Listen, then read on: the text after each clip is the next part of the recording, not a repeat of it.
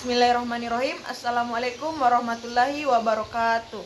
Perkenalkan, nama saya Andiasti Yuningsi dengan NIM 90500123058. Nah, di video kali ini saya akan menjelaskan mengenai keseimbangan pasar uang dan pasar barang dalam konsep ekonomi Islam. Selamat menyaksikan. Video ini bertujuan untuk memberikan pemahaman mengenai bagaimana sistem ekonomi Islam menjaga keseimbangan antara sektor real dan sektor keuangan tanpa bergantung pada instrumen riba. Dalam ekonomi makro Islam, keseimbangan antara sektor real dan sektor keuangan adalah fondasi penting dalam menciptakan sistem ekonomi yang adil, stabil, dan berkelanjutan.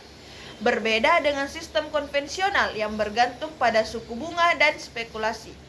Ekonomi Islam menekankan prinsip keadilan, kesejahteraan, dan keseimbangan. Keseimbangan ini dicapai melalui instrumen-instrumen syariah seperti zakat, mudharabah, musyarakah, dan larangan terhadap riba dan gharar. Keseimbangan di sektor real atau pasar barang atau sektor real adalah tempat terjadinya pertukaran barang dan jasa yang menjadi tulang punggung perekonomian. Dalam sistem ekonomi atau dalam sistem Islam, sektor ini harus berlandaskan etika syariah seperti kejujuran, larangan penimbunan, dan manipulasi harga. Model keseimbangan di sektor real dalam ekonomi Islam dikenal sebagai model IS tanpa bunga, di mana pendapatan nasional berbanding lurus dengan tingkat pengembalian real dari investasi syariah. Contohnya, tabungan masyarakat dalam bentuk simpanan mudharabah di bank syariah akan dialirkan ke sektor real seperti industri halal dan pertanian organik. Ini meningkatkan produktivitas dan kesejahteraan masyarakat. Pemerintah juga memiliki peran penting, misalnya melalui penyaluran zakat dan subsidi untuk menjaga daya beli masyarakat. Keseimbangan di sektor keuangan atau pasar uang. Nah, pasar uang dalam ekonomi Islam berbeda dengan konvensional. Di sini tidak ada suku bunga, tidak ada spekulasi, dan tidak ada motif menahan uang untuk keuntungan.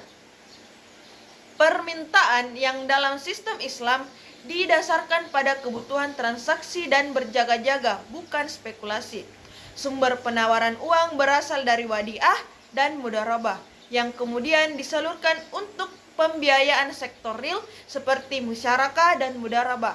Bank Islam juga menggunakan instrumen syariah seperti sertifikat wakalah BI syariah atau SWBIS dan sukuk jangka pendek untuk menjaga keseimbangan likuiditas. Sistem ini membuat ekonomi Islam lebih tahan terhadap krisis karena tidak bergantung pada fluktuasi suku bunga. Selanjutnya, keseimbangan pasar uang menurut prinsip Islam. Nah, di dalam Islam, keseimbangan pasar uang dicapai melalui kebijakan fiskal berbasis siswaf, yaitu zakat, infak, sedekah, dan wakaf. Ketika uang menumpuk di tangan yang kaya, pemerintah mendorong pendistribusian melalui siswaf, yang kemudian memberdayakan masyarakat miskin dengan usaha produktif. Hasilnya, produktivitas meningkat, pengangguran berkurang, dan daya beli masyarakat naik. Hal ini menciptakan siklus ekonomi yang berkelanjutan dan merata. Konsep pajak dalam Islam juga berbeda. Di zaman Rasulullah, pajak hanya dikenakan kepada orang kaya dan non-muslim yang tinggal di wilayah Islam. Mungkin itu saja yang dapat saya sampaikan pada video kali ini. Semoga bermanfaat. Wassalamualaikum warahmatullahi wabarakatuh.